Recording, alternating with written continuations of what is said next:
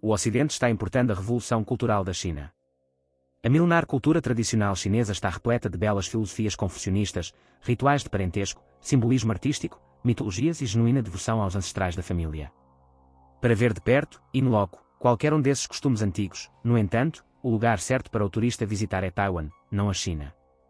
Quando os comunistas da China continental detonaram a rica herança da China e a revolução cultural, de Mao Tse-tung expurgou os 4 velhos, entenda-se aí velhos costumes, velha cultura, velhos hábitos e velhas ideias, da sociedade chinesa, Taiwan tornou-se de fato o último refúgio de uma das mais antigas e grandes civilizações do mundo. O tradicional modo de vida da China sobreviveu a milhares de anos de intermitentes guerras civis, agressões estrangeiras, surtos de fome e sabotagens do Ocidente. Quando o vírus do comunismo criou raízes em suas terras, no entanto, a vibrante história da China foi apagada em uma geração.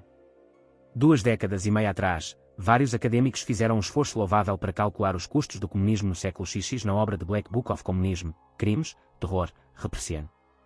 Embora a obra tenha catalogado com competência de que maneira os governos comunistas assassinaram sistematicamente 100 milhões de cidadãos e torturaram muitos mais, ela apenas começa a descrever a imensa força destrutiva que o comunismo teve no povo chinês. Caso a civilização ocidental tivesse sofrido uma revolução cultural daquela magnitude, seria como se todas as grandes ideias da democracia grega, do republicanismo romano, da teologia judaico-cristã, do iluminismo, da revolução científica e da preservação da liberdade individual tivessem desaparecido da noite para o dia.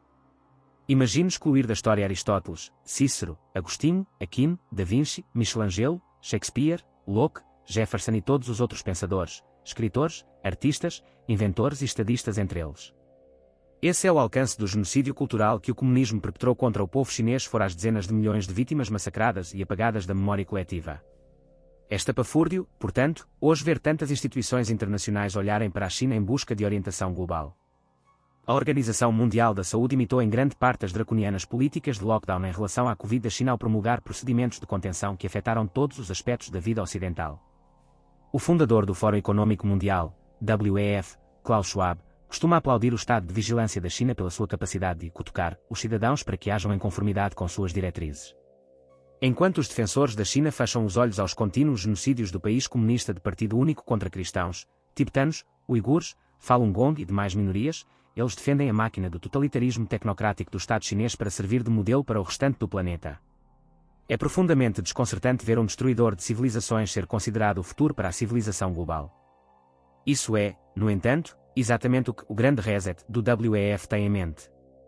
Apesar de toda a sua ênfase na ciência e na tecnologia e apesar de suas deslumbrantes visões para o futuro, o grande reset segue os passos da desolação cultural da China.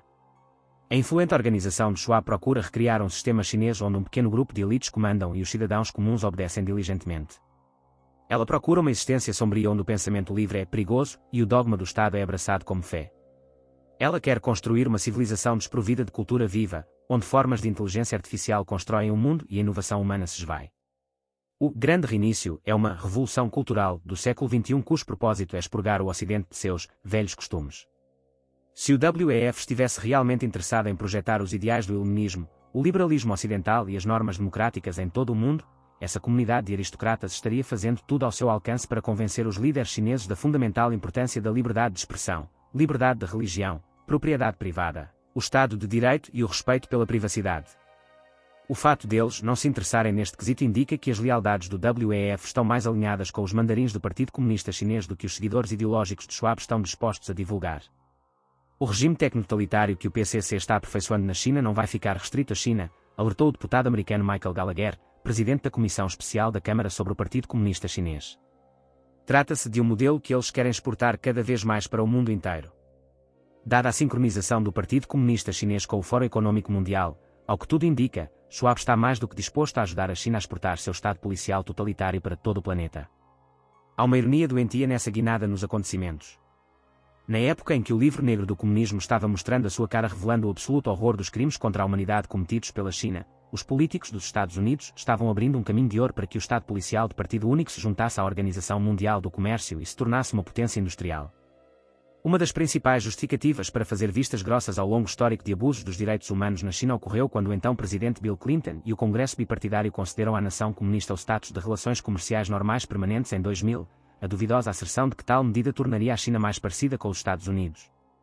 O povo americano apoia este acordo, ressaltou o deputado americano Bill Asher na época, porque eles sabem que é bom para os empregos nos Estados Unidos e também é bom para os direitos humanos e o desenvolvimento da democracia na China. 2 décadas e meia de perdas de empregos nos Estados Unidos, a contínua perseguição chinesa às minorias étnicas e o crescente poder global do Partido Comunista Chinês tornaram aquela afirmação extraordinariamente ingênua. Desculpar o totalitarismo da China e entregar à nação comunista as chaves para enriquecer com os lucrativos mercados globais pode muito bem provar ter sido o erro de política externa mais importante durante séculos. Em vez de trazer mais prosperidade para os americanos, conforme o então presidente Clinton e a secretária de Estado Madeleine Albright prometeram na época, a normalização das relações comerciais com a China devastou a outrora robusta autossuficiência industrial e manufatureira dos Estados Unidos, empobreceu os trabalhadores de fábrica em todo o país e deixou os cidadãos comuns americanos dependentes de um inimigo geopolítico muitas vezes hostil quanto às matérias-primas cruciais e produtos acabados. Enquanto os empregos americanos estão sendo constantemente transferidos para o outro lado do mundo e os contra-cheques americanos são gastos com importações chinesas, a riqueza está sendo drenada dos Estados Unidos e depositada como capital sob o controle do Partido Comunista Chinês e seus rugidos militares. A China continua contornando quaisquer regras ou normas internacionais que possam restringir seu poder de expansão ou seus resultados econômicos. Ela também utilizou suas rotas comerciais para contrabandear fentanil e outros narcóticos letais para os Estados Unidos. Igualmente alarmante, o PCC também vem infiltrando grupos de homens em idade militar, em contingentes jamais vistos, aparentemente com ordens de sabotar a infraestrutura americana caso os EUA tentem impedir a China de se apoderar de Taiwan. Um enorme salto no número de imigrantes ilegais provenientes da China com laços confirmados com o Exército Popular de Libertação da China levou o deputado americano Mark Green a concluir o seguinte: trata-se de um esforço concentrado dos chineses para desestabilizar os Estados Unidos, prejudicar nossa sociedade e facilitar a execução básica de sua versão da ordem mundial global. Apesar do comportamento bem documentado da China de manipulador de moeda e ladrão de propriedade intelectual, o Fundo Monetário Internacional praticamente confirmou que em breve irá aceitar o yuan chinês para a amortização de dívidas. Em vez de disponibilizar um mecanismo para democratizar um Estado comunista fechado, trazer a economia mundial para as portas da China só endureceu o autoritarismo punho de ferro, encorajou a bravata regional, expandiu a capacidade de causar danos aos cidadãos comuns americanos e alicerçou a sua influência geopolítica. No fundo os EUA estão bancando a barbárie do Partido Comunista Chinês, conclui Tony Perkins, ex-presidente da Comissão Bipartidária de Liberdade Religiosa Internacional dos EUA. A China é realmente mais repressiva hoje do que há 2 décadas, e a razão disto é que eles podem se dar a este luxo já que os consumidores americanos financiam a sua repressão. Políticos e representantes comerciais em Washington, D.C., podem até ter acreditado que poderiam pegar o dragão chinês pelo rabo, mas não há dúvida de que, um quarto de século depois, a besta que cospe fogo se tornou ainda mais perigosa.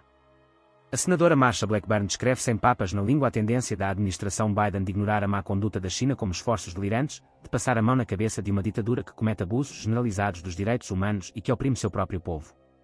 Já se passaram mais de 80 anos desde a morte do primeiro-ministro do Reino Unido, Neville Chamberlain, e mais uma vez o apaziguamento de brutais regimes totalitários voltou à tona, tudo a serviço daquela frequentemente ardilosa promessa da paz mundial.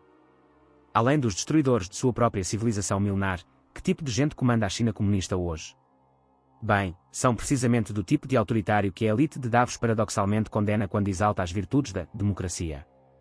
A China envia espiões por todo o mundo para assediar e intimidar os dissidentes que falam e escrevem contra o regime comunista. Ela tem colocado recompensas de milhões de dólares na caça dos que se opuseram à tomada de Hong Kong por Pequim. O deputado americano Carlos Gimenez alertou: se você de alguma forma representa uma ameaça para o Partido Comunista Chinês, você será perseguido, irá para a prisão, quem sabe, até perder a vida. Muitos defensores da normalização das relações comerciais com a China imaginaram apenas e tão somente os melhores resultados, ignorando a possibilidade de fortalecer ainda mais um ator que não é digno de confiança. Um ano depois de Clinton ter ajudado a trazer a China para o Clube do Livre Comércio, o então presidente George W. Bush também argumentou que o comércio aberto é uma força para a liberdade na China, uma força para a estabilidade na Ásia e uma força para a prosperidade nos Estados Unidos. Ignorar as repercussões de alimentar uma fera perigosa, ele continuou: quando abrimos o comércio, abrimos as mentes.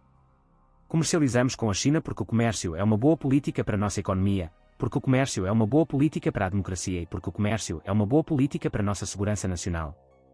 Todos esses objetivos eram louváveis, mas as boas intenções frequentemente trazem resultados desastrosos. Se Bush soubesse em 2001 que a força de trabalho dos Estados Unidos estaria definhando hoje, que a China estaria matando dezenas de milhares de americanos a cada ano com fentanil ao mesmo tempo em que roubaria tecnologia patenteada de empresas americanas, e que instituições globais como a Organização Mundial da Saúde e o Fórum Econômico Mundial estariam promovendo ativamente o estado de vigilância tecnocrata do Partido Comunista Chinês, talvez ele não estivesse tão ansioso em capacitar a China via comércio irrestrito. Talvez ele estivesse mais disposto a considerar se a democracia, a estabilidade, a prosperidade e a segurança nacional poderiam se degradar. Talvez ele reconhecesse que a China poderia muito bem exportar sua filosofia autoritária ao redor do mundo de forma ainda mais eficiente do que os Estados Unidos exportam a liberdade.